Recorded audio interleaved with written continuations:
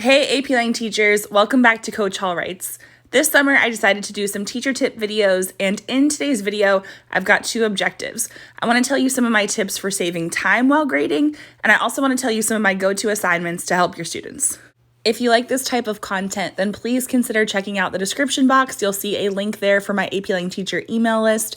When you sign up for it, you'll get some tips about teaching rhetorical analysis. I also send out weekly or bi-weekly emails during the school year full of tips and other resources. When I started incorporating sentence frames into my instruction, I noticed that my students' writing drastically improved, and that made it easier to grade their assignments because it was a way for them to better articulate their ideas.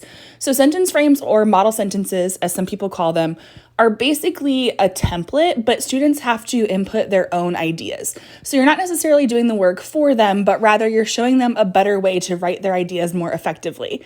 Another benefit is that it also helps reinforce some of the grammatical and syntactical constructions that students might struggle with. So one of the things I've noticed from my own students, though, is that as they become more adept at these, they rely on them less. And that's why when people say, oh, but aren't they formulaic?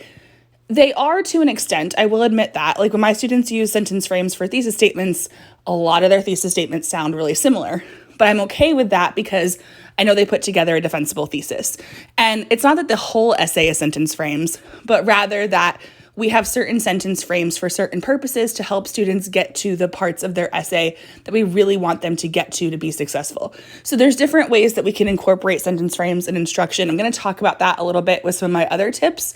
But basically the idea is it's a way to reinforce concepts taught in class, and it really helps emerging writers because it gives them a vehicle to get their ideas out. This next tip is one that many teachers already probably know about, but I feel like it's worth mentioning because it is definitely a way to not only save yourself some time while grading, but also it really helps with your consistency and your instructions to your students.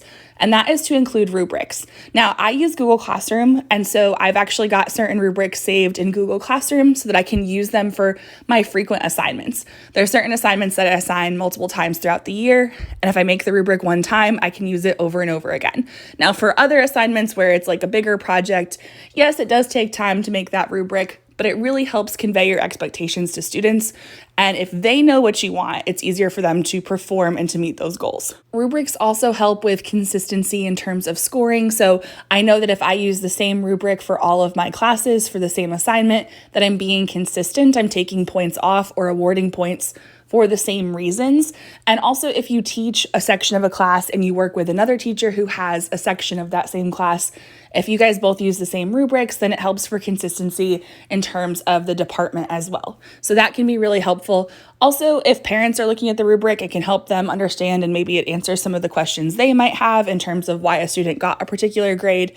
And also it allows for room for improvement, especially for those assignments that you assign multiple times throughout the year using the same rubric, because if a student doesn't make the score that they want, it helps them identify where they might have missed out on some points, and that way they can work to earn those points the next time. One of my go-to assignments is to assign students to write a thesis statement.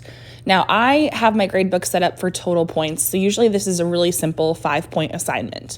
But basically, you can adapt this to any of the AP Lang FRQs. I especially like to do it for rhetorical analysis, though. You can do this as an assignment even if you don't intend to have students actually write the essay. In fact, I do that quite often because it gives students exposure to practicing writing a defensible thesis statement. It gets them more comfortable talking about rhetorical choices, purpose, message, argument, things like that. So here's how it might work in my classroom. Let's say we read a shorter piece on Monday and we talked about it. We talked about the rhetorical choices and the purpose. When students come into class on Tuesday for their bell work, they might have it as a Google question where they would have to write a defensible thesis statement. I've also done it on paper. Just last year, because of COVID, everything had to be digital for us. And I actually really do like the Google question format. In the beginning of the year, I would make it so students couldn't see each other's responses. And then as they got more comfortable with what a defensible thesis was, then I actually let them see each other's responses, and I would require that they comment on somebody else's thesis statement, basically either offering a suggestion as to how to make it better or saying what they did well, things like that. So it was a way for students to not only learn from each other, but also to demonstrate their understanding.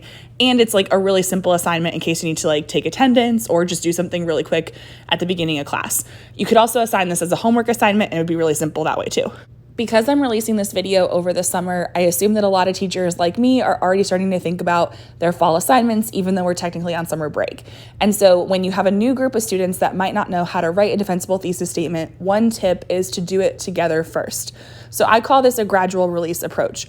The first time that my students encounter a thesis statement, we do it together. I might still give them a sentence frame, but I also explain to them how to use the sentence frame, and we fill in the blanks together. That way they have a model that they can go back to if needed. And then the next time that they encounter it, which might be with a different text, then I might just give them the sentence frame and have them plug in as needed. And then the next time I might give them 2 sentence frame options and let them choose which one they like better. To me, it's really important to meet students where they are, so I like the gradual release approach, but I also like to build to where students get 2 choices of a sentence frame. That way they have some choice and autonomy and they get to kind of customize it to their voice. It also helps because oftentimes you might have some students who are still grasping the concept and they need the simpler sentence frame, whereas some of your more advanced students might want something a little bit harder. So giving them the choice but not penalizing them for which choice they make helps them reinforce that concept. It's also important to set appropriate time limits. So at the beginning of the year, this skill might take students a bit longer. So I might allow for 5 minutes to write a thesis statement, assuming that we've already talked about the text. But then as the year progresses, I might make the assignment harder and I might tell them to write an introductory paragraph where it's at least maybe 3 sentences.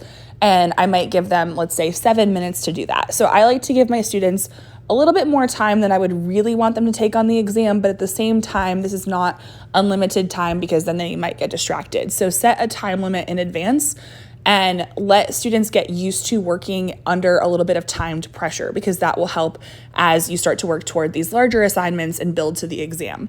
Another thing that you can do that's sort of an extension activity is have students explain why their thesis statement is defensible. So have them actually say, like, my thesis statement references this and this, which are rhetorical choices, and I list the purpose of blank, which makes it defensible, something like that. Like, have them explain to you why it's defensible, because that means that they understand the concept. I don't have students write a thesis statement for every single thing that we read in class, but it is a frequent assignment. So in order to create the assignment, I'll show you guys what it looks like for beginners in a second, but basically I just use the stable wording of the College Board prompts, and I create my own prompt based on what we're reading in class.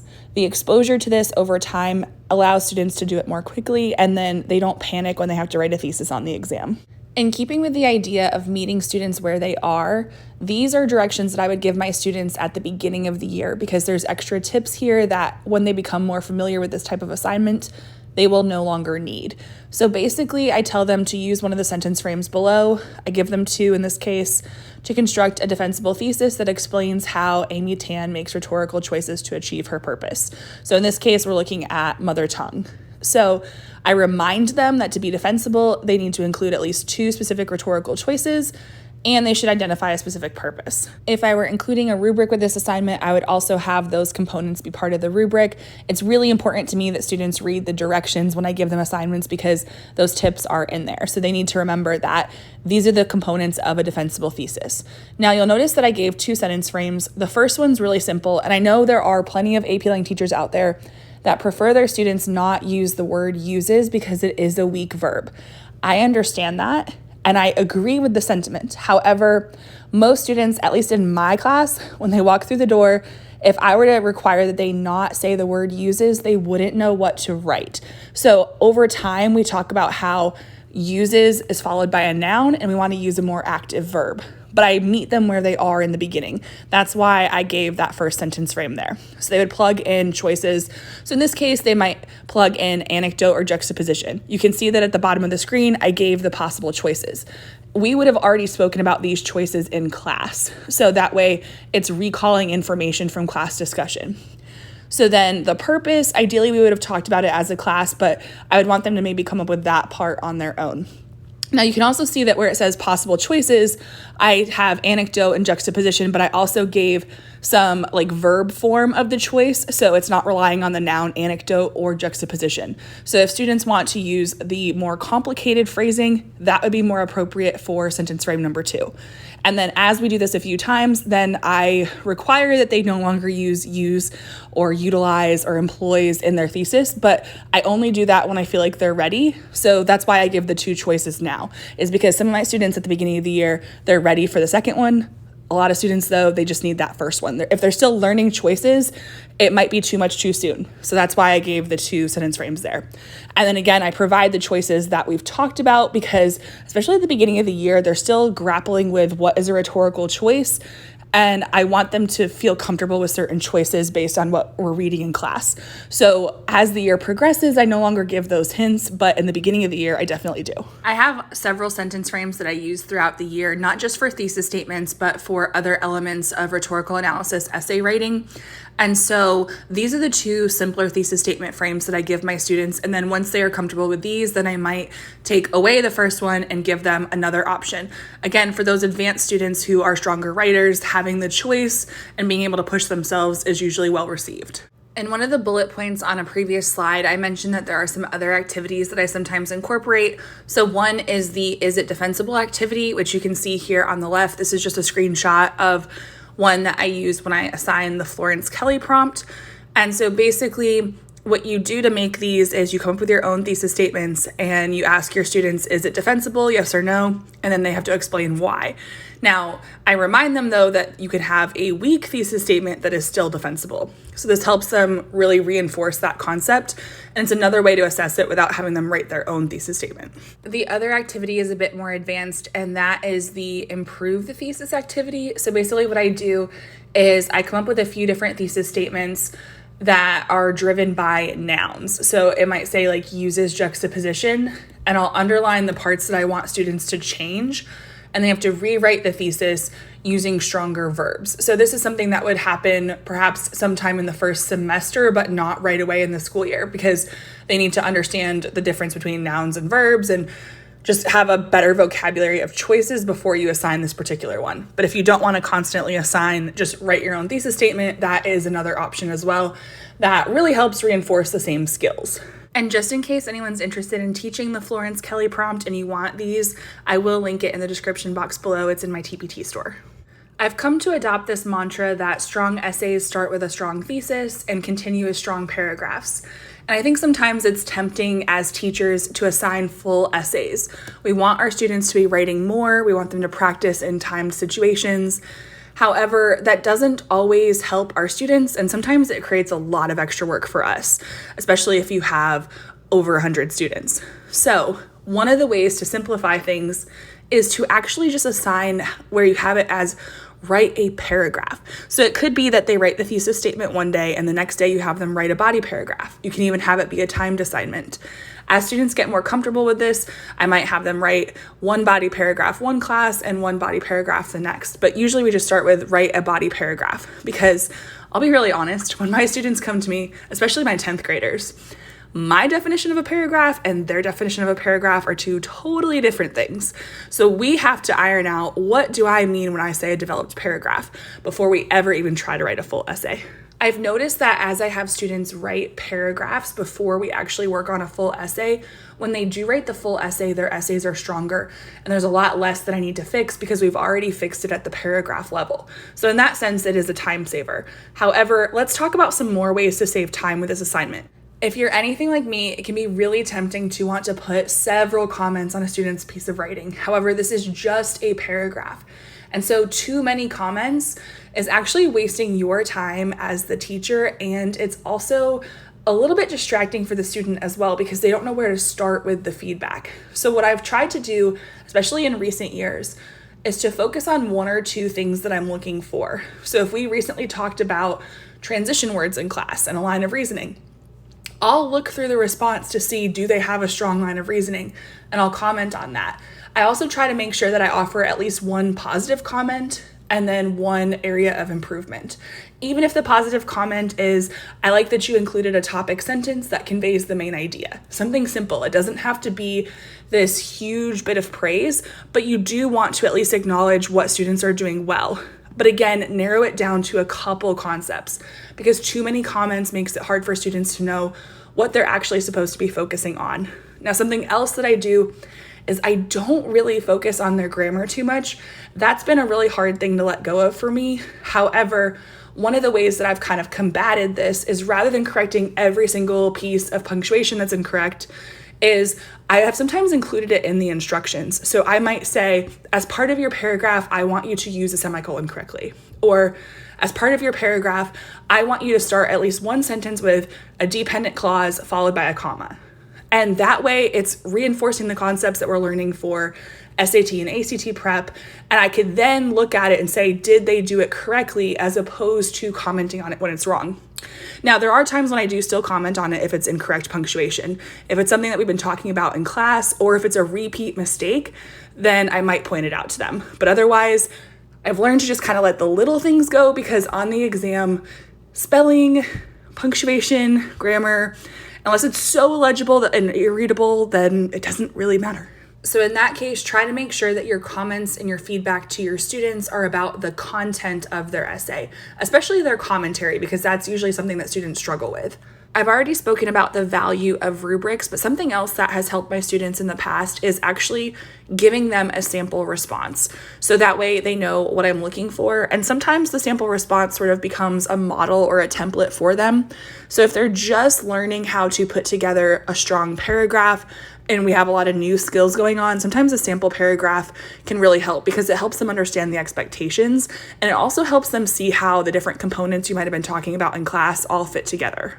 Another activity that helps build students' writing skills is to review the release samples from the College Board. I personally like to use the samples from 2018 onward that have been rescored using the 6-point rubric, because that's the rubric that students will be assessed with. As students become more familiar with applying the rubric to a piece of writing, it helps them internalize the rubric and then apply these skills to their own writing as well. So there are some different things that you can do with these samples. That way you can change it up and you don't do the same thing every time. So one thing I've done in the past is I've had students read and highlight the evidence and commentary. So I might give them multiple sample essays and have them use one color for evidence, one color for commentary. And then I ask them what they notice. And usually they notice that the lower scoring essays have less commentary, whereas the higher scoring essays have more commentary. So that's one activity that you could do. You could also give the students the essay, tell them the score, and then ask them to justify it using the rubric. This particular activity is especially good as students are becoming more familiar with the rubric, because if you tell them the score and then they have to justify it, they have to start to use the language of the rubric and they won't get the score wrong. Whereas if you just give them the essay and then have them guess the score, there's a little bit of a margin for error there. So I try to build up to that. Now, one other activity that I've done in the past, and I think it worked better when we had the 9-point rubric, but you can still do it with the 6-point rubric, is to give them a couple different essays. So I like to give students the 3 out of 6 and the 4 out of 6, because I consider the 4 out of 6 the score that I want them to aim for. So I want them to see that differentiation in row B between a 2 out of 4 and a 3 out of 4. So I might pair those two essays together. We might read the lower one first and then the higher one and talk about the differences. But you could also give students the odd scores or the even scores and then have them guess that way. In that case, the guessing is a lot safer, because there's a big difference between a 1, a 3, and a 5, or a 2, a 4, and a 6. So the students are less likely to get it wrong. One thing to consider as you're giving students the sample essays is, I know some teachers withhold the essays that get a perfect 6 out of 6, and I've done something similar. It really depends on the writing caliber of your students, because sometimes for a student who's getting a 3 out of 6 consistently, to see a 6 out of 6, it feels completely unattainable and it almost feels defeating. So I tend to withhold those until I feel like students are ready to talk about what sophistication is. And then we look at those essays and talk about why they earned the point. And I remind my students that we can try to earn that point and we could try to do what these writers have done and incorporate it in our own way. But even if we don't earn that sophistication point, it's probably going to help our evidence and commentary. So especially in the beginning of the year, I would advise you to give your students access to the essays that tend to match their scores because we don't want them to be super intimidated. That being said, I tend to not give students the essays that scored a 1 or sometimes even a 2 because most of my students are well beyond that when they start my class. But if you think that would be valuable for your students, then definitely go for it. For my students, I've noticed the biggest hurdle on any of the rubrics is understanding the difference between a 3 out of 6 and a 4 out of 6. So we really focus on that first. And so again, you want to meet students where they are and maybe give them a point lower than where they're scoring, the point that they're scoring, and then maybe the point above where they are. So it just kind of depends, but it's helpful to see a range so they can see the progression of skills according to the rubric. So we don't want to overwhelm, but at the same time, we do want students to understand how they'll be assessed. Another way that I've used the sample essays in class is I've used it to reinforce the concept of line of reasoning. I especially like to do this with the synthesis essay samples and the argument essay samples, but you could do it for rhetorical analysis too. So I'll have students identify the thesis, and then we'll talk about if the body paragraphs are proving that thesis. We'll look at the topic sentences, we'll look at the evidence and make sure it's actually proving the claim, and then we'll look at the commentary. And I might have them look for transition words and different ways that the student is building a line of reasoning. So that's another way to kind of reinforce that concept and also use it as a model. So there's been a couple times where I've had students look at a particular argument essay and they're like, oh, I really like how this is structured. And that's kind of had an impact on how they've written their very next essay. You could also sort of flip this assignment and choose a lower scoring essay and have students identify places where the student writer could have included more commentary. I've tried this in the past and it's worked some of the time, but it really depends on your students because I've had it where I had them take a lower scoring essay and I wanted them to rewrite the paragraph, keeping true to the writer's ideas. And while some students really liked that activity and said it really helped them because they were able to identify where there was a lack of commentary, some of my stronger writers told me that it was really hard because they would have preferred to just write their own paragraph from scratch. So that's another way to potentially use the sample essays, is use it as a way to create a revision activity. If you found these tips helpful, please don't forget to check out the description box below. There you'll see links to my AP Lang teacher email list and also my TPT store and my ebook in case you're interested in any of those. But I'd also love to hear from you, so comment below and tell me your favorite go-to assignment or time-saving tip. Also, don't forget to make sure that you are subscribed so you don't miss future videos.